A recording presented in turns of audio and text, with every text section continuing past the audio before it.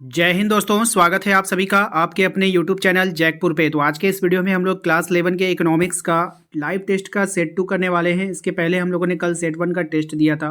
कल वाले टेस्ट में एक क्वेश्चन में थोड़ा सा गलती हुआ था, शायद मेरे से भी मिस्टेक हो गया था बताने में आप लोगों के कि जो लौह इस्पात जो कंपनी की जो स्थापना हुई थी वो जो है आप लोगों का मैंने शायद 1905 बोला था, लेकिन उसका राइट आंसर 1907 होगा। तो आप लोग उसको सही कर लीजिएगा कल जो जो टेस्ट में शामिल हुए थे, ठीक है। तो चलिए, अच्छी बात है जिन्होंने डाउट को पकड़ा। फिर जब मैंने देखा वीडियोस को दोबारा प्ले करके तो मैंने पाया कि हाँ, मुझसे वहाँ पे बोलने में मिस्टेक हुआ है। तो चलिए आज के लाइव क्लास को स्टार्ट करते हैं हम। और आज का भी बस सेम वही प्रोसेस रहेगा। 10 सवाल आपसे पूछा जाएगा लाइव टेस्ट में और आप लोगों को हमसे पहले आंसर करना है। और आंसर सिर्फ मन में नहीं करना है, कमेंट बॉक्स में आंसर आपको टाइप करना है, ठीक है। तभी आप लोग जो है अच्छे से प्रैक्टिस कर पाओगे, ठीक है मेरे भाई। तो चलिए शुरू करते हैं हम। और साथ ही साथ यदि आप हमारे चैनल पे पहली बार विजिट कर रहे हैं तो सब्सक्राइब करना बिल्कुल भी ना भूलेंगे, ताकि आप लोगों की परीक्षा की तैयारी अच्छे से हो पाए। जैसा कि आप लोगों को पता है कि जनवरी के लास्ट में जो है आपका 25 से 30 के बीच में आप लोगों का एग्जाम हो जाएगा। तो चलिए शुरू करते हैं। सबसे पहला सवाल आपके स्क्रीन पर देखिए आ चुका है। प्राचीन भारत में अधिकांश लोगों का मुख्य व्यवसाय जो था वो क्या था। ऑप्शन से आपके पास कि पशुपालन था, या फिर आखेट था, कृषि था, या फिर व्यापार था। तो प्राचीन भारत में जो अधिकांश लोगों का जो मुख्य व्यवसाय था वो कृषि था। क्या था? कृषि था। ऑप्शन सी इसका यहाँ पे राइट आंसर होगा। दूसरा सवाल देखिए, आपसे कहा गया इसमें कि ब्रिटिश राज्य में भारत की कितने प्रतिशत जनसंख्या कृषि कार्य में लगी हुई थी। तो ब्रिटिश भारत जो था उसमें कितने परसेंट जो जनसंख्या है वो कृषि कार्य में लगी हुई थी। 70, 78 या फिर 80 या फिर 85% जनसंख्या। तो यहाँ पर ये आपको बतानी है, तो राइट आंसर हो जाएगा 85%, यानी 85% जनसंख्या कृषि कार्य में लगी हुई थी। अगले सवाल पे आइए, कहा जा रहा है स्वतंत्रता के समय भारतीय कृषि के पिछड़ेपन के क्या कारण थे। तो स्वतंत्रता के समय भारतीय कृषि के जो पिछड़ेपन के कारण थे वो थे आपके जमींदारी प्रथा, वर्षा पर निर्भरता, कृषि के पुराने ढंग, या फिर उपरोक्त में से सभी। तो ये जो सवाल जो है आप लोगों का, यहाँ से आप देख पा रहे हैं स्वतंत्रता के समय भारतीय कृषि के पिछड़ेपन का जो कारण था वो उपरोक्त में से सभी हो जाएगा। जमींदारी प्रथा हो गया, वर्षा पर निर्भरता, और कृषि के पुराने ढंग।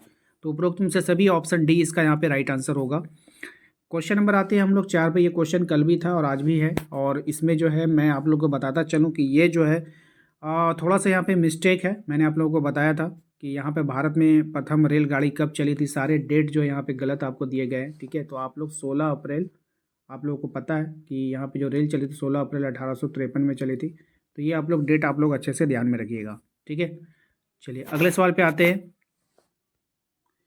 और अगर पूछ ले आपसे कि ये ट्रेन कहाँ से कहाँ तक चली थी, तो मुंबई से ठाणे तक चली थी। ये बात आपको याद रखना है। ठाणे बोल रहे हैं हम, ठाणे का स्पेलिंग ऐसे होता है, ठीक है। मुंबई से ठाणे याद रखिएगा। ब्रिटिश काल में मुख्यतः कितने जो है, नहीं ये सवाल छूट गया ना।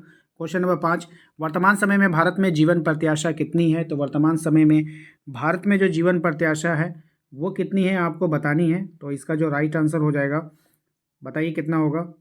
भारत में वर्तमान में जीवन जो प्रत्याशा है वो आपको बतानी है कि कितनी होगी, ठीक है। तो 63 वर्ष है इसकी वर्तमान में, ठीक है। ब्रिटिश काल में मुख्यतः कितनी भूधारणा प्रणाली थी। 2 थी, 3 थी, 1 थी, या फिर 4 थी।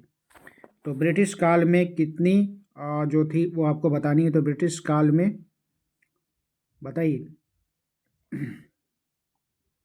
राइट आंसर हो जाएगा इसका ऑप्शन नंबर बी 3 हो जाएगा, ठीक है। ब्रिटिश काल में मुख्यतः कितनी भूधारणा प्रणालियाँ थी, तो 3 थी। नेक्स्ट आइए, 1990 में देश में लगभग कितना प्रतिशत भूभाग पर कृषि कार्यरत था। तो 1990 में आपको बतानी है कितने परसेंट भूभाग पर था। तो 65% भूभाग पर ये जो है कृषि कार्य जो हो रहा था।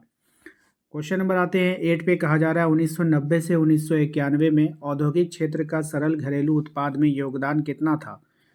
तो ये जो था आप लोगों को बतानी है 26%, 23%, 28% या फिर 24%। तो इसका राइट आंसर होगा ऑप्शन नंबर डी, 24% हो जाएगा। अगले सवाल पे आते हैं। क्वेश्चन नंबर 9 में देखिए कहा जा रहा है कि बताइए 1/4/1989 से 31/2/1980 का वर्ष किस योजना के अंतर्गत आता है। ये जो पंचवर्षीय योजना जो चलता है ना, यहाँ पे ये आपको बताना है ये कौन सा योजना के अंतर्गत आता है, ये बतानी है आपको, ठीक है। तो यहाँ पे डेट दे दिया है आपको।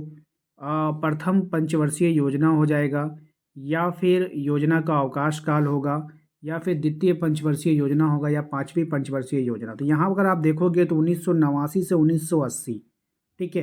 तो क्या आपको लगता है कि यहाँ पे 5 साल का गैपिंग है? 5 साल का गैपिंग बिल्कुल भी नहीं है।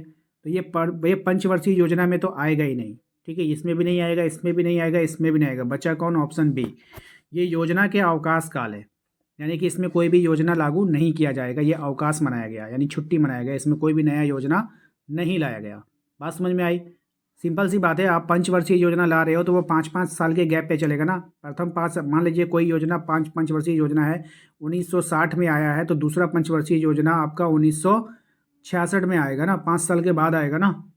हाँ, लेकिन यहाँ पे तो आप देख रहे हो कि 89 से 80 हुआ, 1 ही साल का अंतर हो रहा है, तो 5 साल तो हुआ नहीं, तो 5 पंचवर्षीय योजना का सवाल ही पैदा नहीं होता है।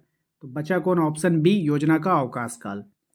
अगले सवाल पे आइए। नेक्स्ट सवाल है हमारा कि भारत में आर्थिक योजना का एक मुख्य उद्देश्य क्या है? तो भारत में आर्थिक योजना का एक मुख्य उद्देश्य आपको बतानी है, क्या होगा? ऑप्शंस है सामाजिक न्याय के साथ आर्थिक विकास, हिंदी को प्रोत्साहन देना, सरकारी क्षेत्र में रोजगार के अवसर, या आर्थिक विषमता को बढ़ाना।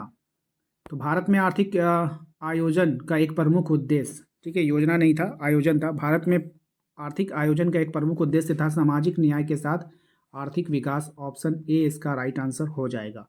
तो आज के इस 10 सवाल में आपने कितना सही किया है, हमें ये आप कमेंट बॉक्स में कमेंट कर कर बताएं। साथ में अपना नाम लिखना बिल्कुल भी ना भूलें और अपने ज़िले के साथ हमें ज़रूर बताएं कि आप किस ज़िले से भी बिलोंग करते हैं।